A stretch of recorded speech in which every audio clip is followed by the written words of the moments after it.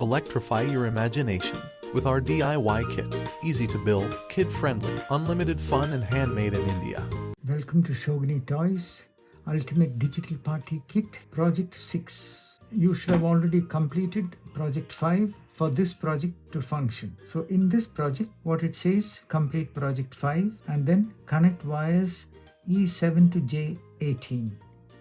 So let me connect a wire from E7 to J18. E7 to J18.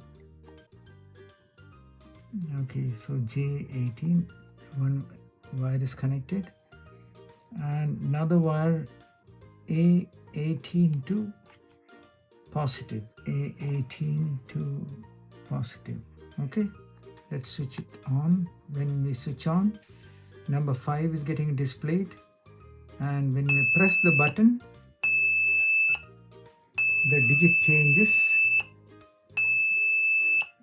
and buzzer also makes the sound. So this is a way by which we can make a beep sound and also change the display.